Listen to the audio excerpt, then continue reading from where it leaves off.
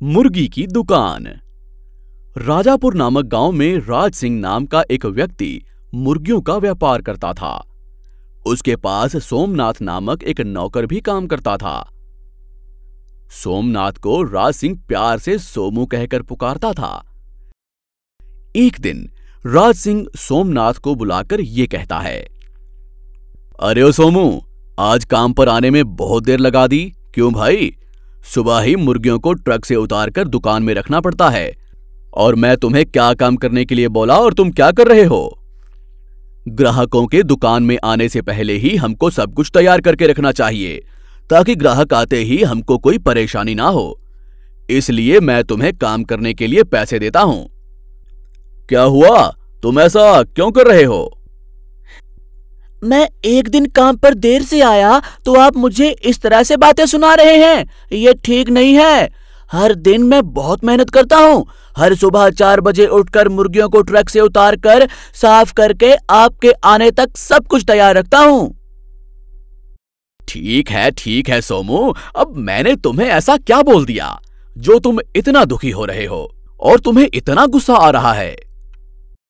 आप मुझे बार बार सोमू कहकर मत बुलाइए सर। मेरा नाम सोमनाथ है, इसी नाम से मुझे बुलाइए। ठीक है सोमनाथ जी, आप जाकर अपना काम कीजिए। ये कहकर राज सिंह मन में इस तरह सोचता है कि इसे अचानक क्या हुआ?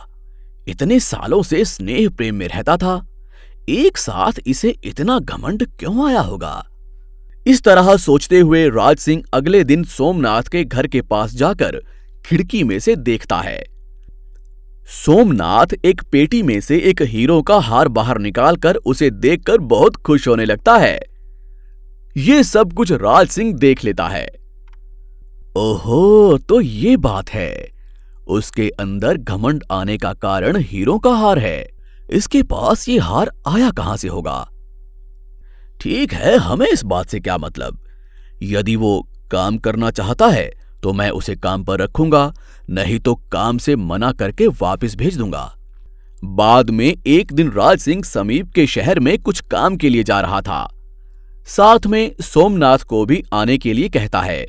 फिर दोनों मिलकर शहर चले जाते हैं।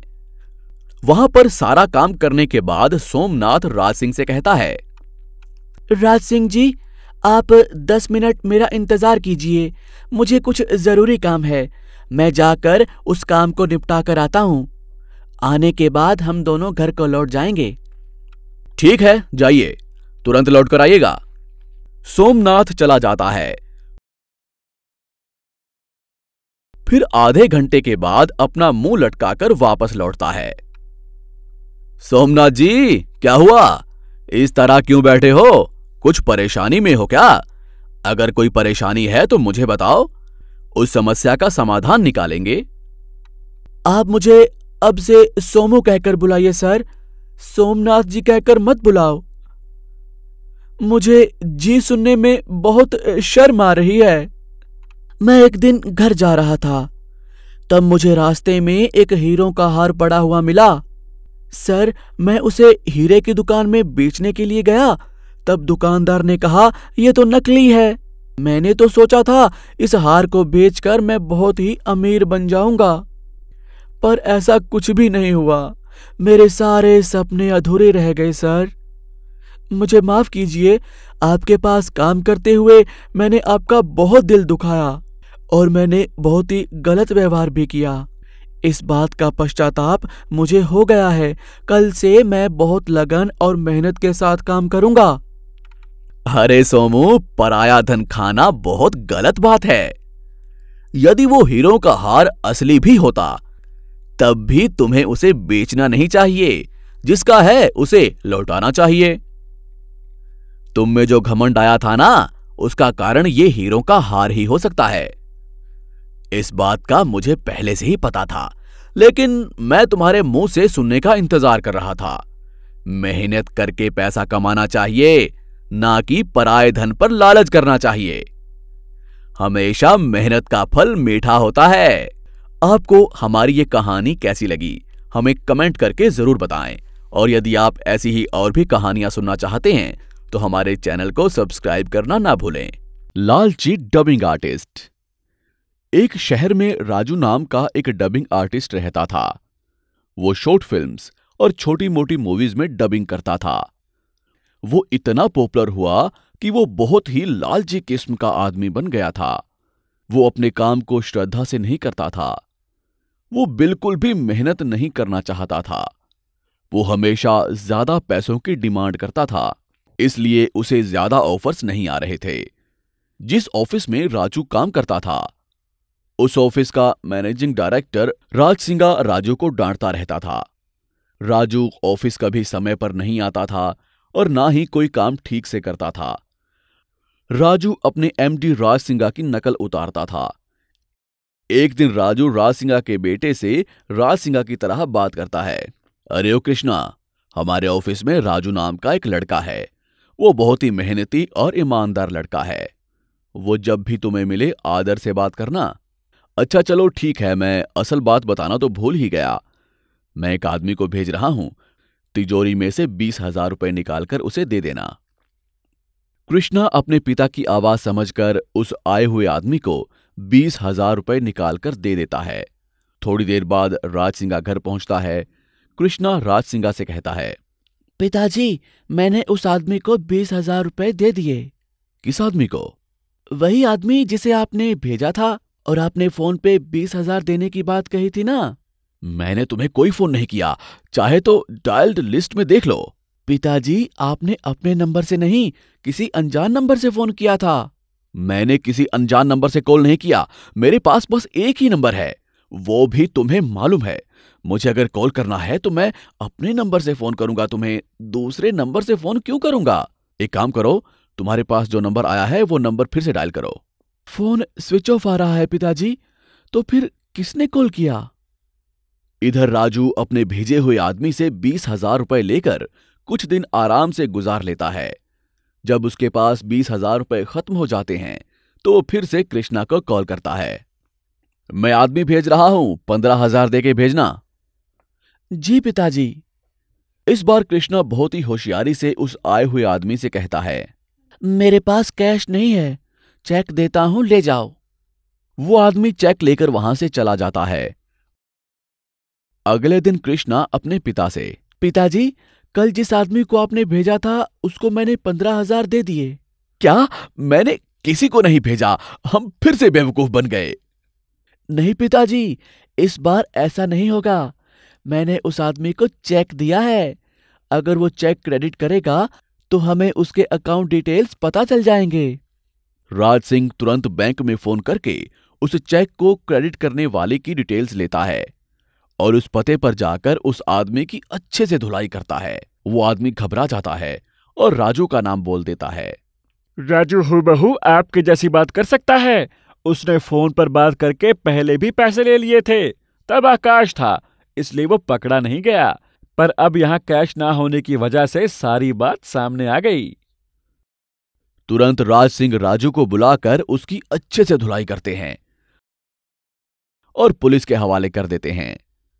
आपको हमारी ये कहानी कैसी लगी हमें कमेंट बॉक्स में जरूर बताएं, और यदि आप ऐसी ही और भी कहानियां सुनना चाहते हैं तो हमारे चैनल को सब्सक्राइब जरूर करें। शुक्रिया। बहुत समय पहले की बात है। एक गांव में राजू नाम का एक मछुआरा रहता था।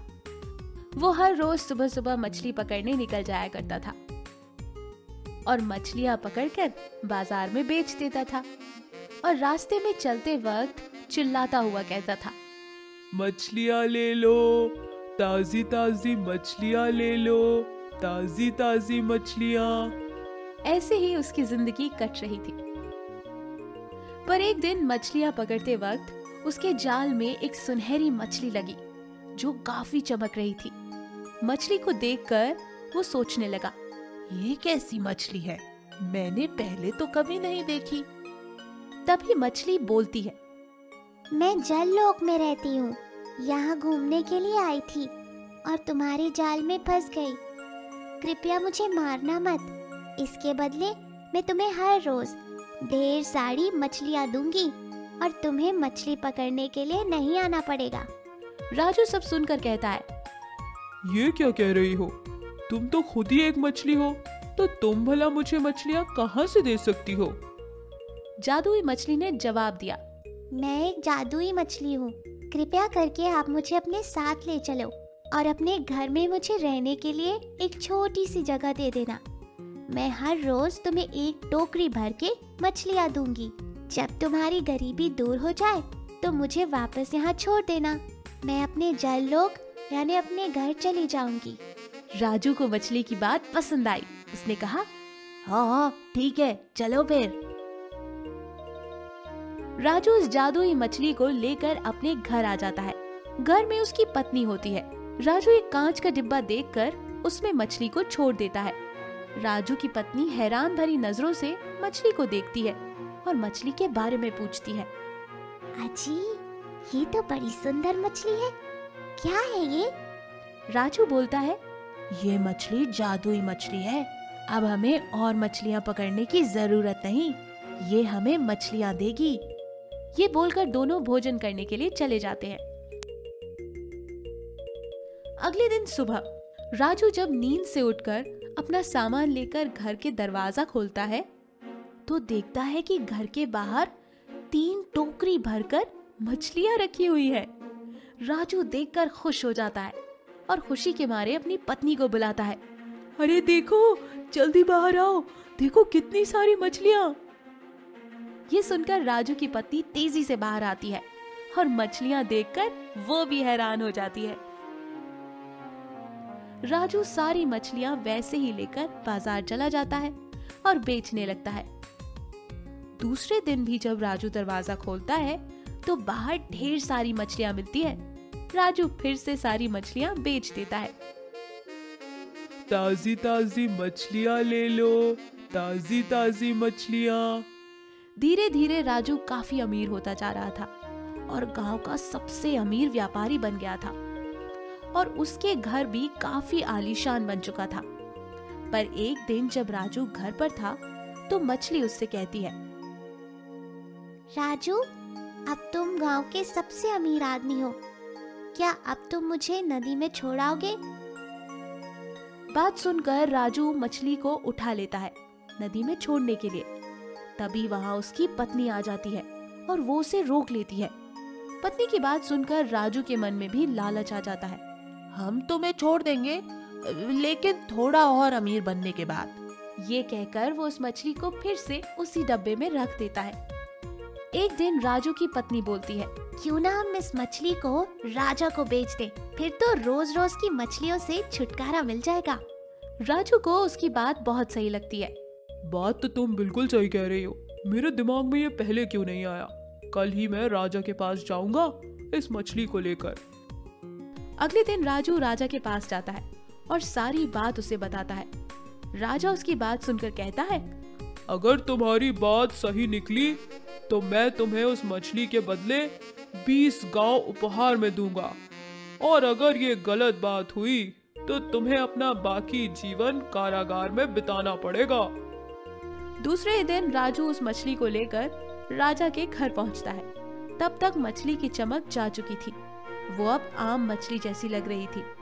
राजा जादुई मछली से बोलता है, ए जादुई मछली, मुझे ढेर सारा सोना चाहिए। लेकिन कुछ नहीं आता। फिर से राजा जादुई मछली से कहता है, ए जादुई मछली, मुझे ढेर सारा सोना चाहिए। फिर से कुछ नहीं आता, जिस पर राजू परेशान हो जाता है। ये मछली कोई जादू नहीं कर रही, तुम मुझे मूर्ख समझ रही हो क्या? तुम मेरे साथ ऐसा क्यों कर रही हो? तभी राजा कहता है, ले जाओ इसे और कारागार में बंद कर दो, और इस साधारण सी मछली को पानी में ले जाकर फेंक दो। राजू डर जाता है और कहता है, महाराज मुझे क्षमा कर दीजिए, मुझे माफ कर दीजिए। लेकिन राजा की बात कौन टाल सकता था।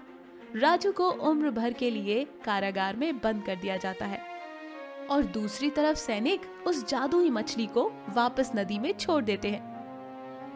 मछली की चमक वापस आ जाती है और वो हंसती खेलती अपने जल लोक में वापस चली जाती है। यहाँ राजू कारागार में बैठा पछता रहा था और अपने आप से कह रहा था, मुझे अपनी पत्नी की बात में नहीं आना चाहिए, मैंने लालच में आकर बहुत बड़ी गलती कर दी।